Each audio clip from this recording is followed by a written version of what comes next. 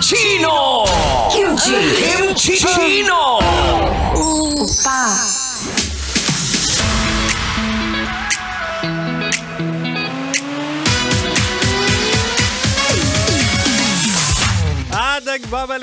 Nagbabalik. Ang hirap. Ito kasi si Boy Dot nagmamadali. Anyway, si Kim Chino ay nagtitinga-tinga pa. Kakakain ko lang ng chicken. Anyway, nagbabalik na DJ Kim Chino sa kanyang programang Chinitok Usapang Love. Of course, with your spicy opa. Nakakakain lang ng dinner na lunch. Oo, kakakain ko lang.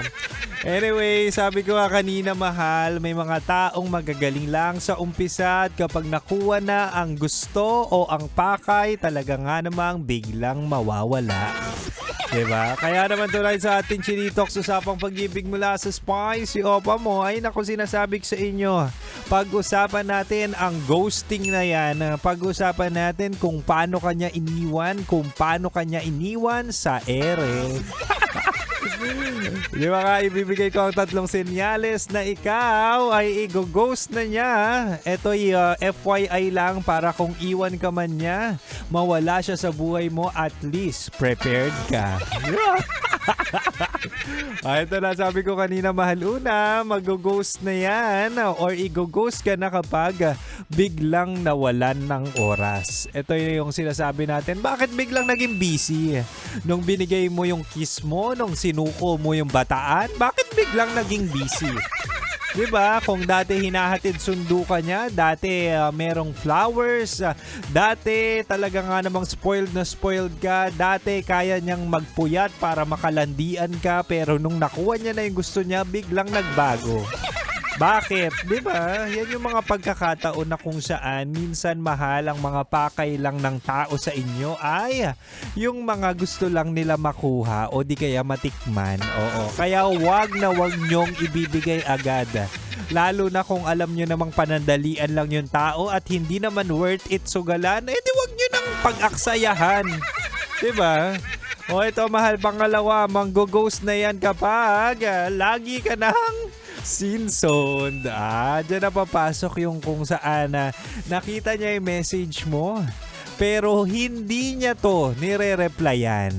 Diba? Diyan na papasok yung mga sasabihin nating, alam ko sa sarili ko na nag-message ka, nakita ko, pero at the end of the day, wala akong pakialam. Uy, ang hirap nung ganun, diba? Na minsan sinanay kang magka-chat kayo, na minsan hinahanap-hanap mo na yung lambing, hinahanap-hanap mo na yung tao kasi nasa sistema mo na siya. Pero nung pagkakataong hinahanap-hanap mo siya, chinat mo siya, nag-reach out ka, zone ka lang. Ay nako, sinasabi ko sa'yo, mahal, nakuha niya na ang gusto niya. Oo, tapos ikaw, maghahabol na eventually. Diba? At the end of the day, kung nangyayari na yan sa'yo, definitely, hindi ka ni-replyan, hindi ka sinagot, bakit wala ka ng halaga. Nakuha niya na yung gusto niya, and at the same time, meron na siyang iba. Oo, ganun lang yan. Kumbaga nakahilera kayo. Kunwari, 3 kayong babae. Nakahilera kayong 3 babae. Tapos, kung nakuha niya na sa A, di proceed sa B. Diba? Ganun ka basic. Kaya kayo dyan, utang na loob, make sure, no, kung kayo isusugal doon na sa tamang tao, doon na sa worth it.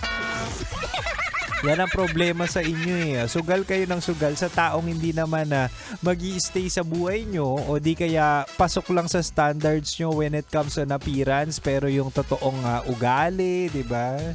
Yung pakikisama at yung pera, ay naku, sinasabi ko sa inyo, dapat wag nyong ibababa ang standards nyo. Para at the end of the day, kung masaktan ka man, at least masasabi mong worth it. Huwag tayo sa manggo-ghost. Iwan nyo na kapag ginost kayo. Mag-move on na kayo, wag nyo nang hahabulin.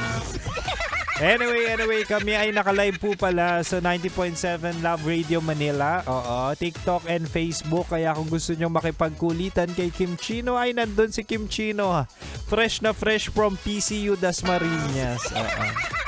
Anyway, mahal, balik na muna tayo sa pangmalakasang music. At syempre, dito ka lang sa 90.7 Love Radio. Kailangan pa bang i-memorize yan? Basic.